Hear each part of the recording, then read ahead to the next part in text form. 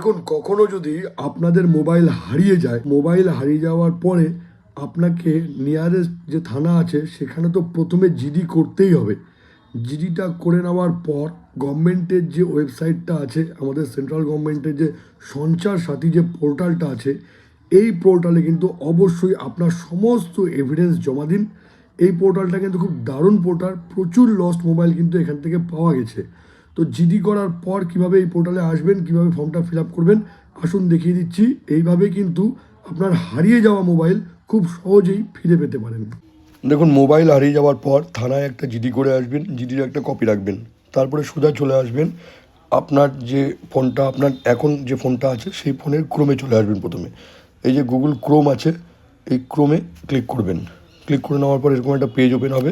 এই সার্চে গিয়ে আপনি লিখে দিন সঞ্চার সাথী পোর্টাল। ঠিক আছে, এই সঞ্চার সাথী পোর্টাল লেখা আছে, এখানে আমি ক্লিক করে নিলাম। ক্লিক করে নেওয়ার পর প্রথম যে ওয়েবসাইটটা আসলো, দেখুন এই যে সঞ্চার সাথী, এখানে আপনাকে ক্লিক করতে হবে। আমি ক্লিক করে নিচ্ছি।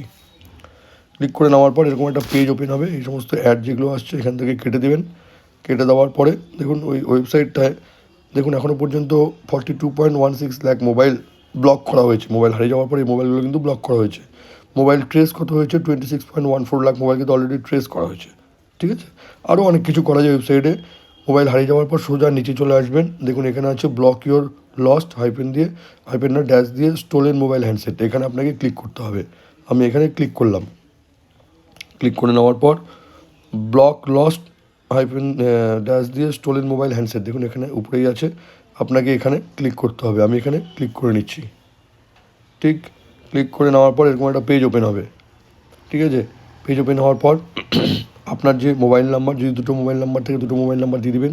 যে হ্যান্ডসেটটা হারিয়ে গেছে সেখানকার আইএমইআই নাম্বারটা দিয়ে দিবেন। ঠিক আছে, মোবাইলে কিন্তু আইএমইআই নাম্বারটা লাগবে। প্রথমেই যখন মোবাইল কিনবেন তখন কিন্তু সেই মোবাইলে যে আইএমইআই নাম্বারটা, এটা কিন্তু কোথাও একটা লিখে রাখতে হবে, তবেই কিন্তু এই জিনিসগুলো হবে। ঠিক আছে, এই আইএমইআই নাম্বারটা এখানে বসিয়ে দিবেন। আচ্ছা, কোন ব্র্যান্ডের মোবাইল ছিল সেটা দিয়ে দিতে হবে।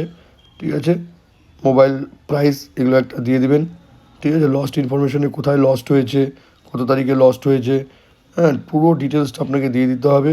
এখানে যে আপনি থানায় যে জিডি করেছেন, দেখুন নিচে আছে আপলোড পুলিশ কমপ্লেন। এই কমপ্লেনটা কিন্তু এখানে এই যে অ্যাড মোড, এখানে ক্লিক করে কিন্তু সেই কমপ্লেনটাতে ছবি তুলে রেখে এটাকে এখানে অ্যাটাচ করে দেবেন। ঠিক আছে, সমস্ত ডিটেলস কিন্তু দিয়ে দিবেন।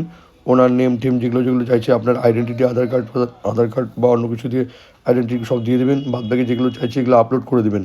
ঠিক আছে, আপলোড আইডেন্টিটি এগুলো সব আপলোড করে দেবেন। মেল আইডি দিয়ে দেবেন, ক্যাপচা দিয়ে দেবেন। সব কিছু দেওয়ার পর আপনি যেই ফোন থেকে করছেন বা আপনার যদি অন্য নাম্বার থেকে, সেখানে সেই মোবাইল নাম্বারটা এখানে দিয়ে দিতে হবে। ঠিক আছে, দেখুন মোবাইল নাম্বার ফর ওটিপি, এটা দিয়ে দিতে হবে। দিয়ে দেওয়ার পর সেই মোবাইল নাম্বারে কিন্তু ওটিপি আসবে।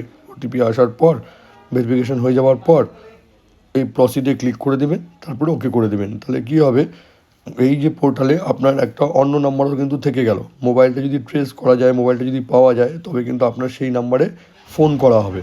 আর এটা করে দেওয়ার পর কিন্তু গভর্নমেন্টই আপনার মোবাইল খুঁজবে। প্রচুর মোবাইল কিন্তু এভাবে ট্রেস হয়েছে। মোবাইল ট্রেস করে নেওয়ার পর তারাই আপনাকে ফোন করে জানিয়ে দেবে যে আপনার মোবাইলটা ট্রেস করা গেছে।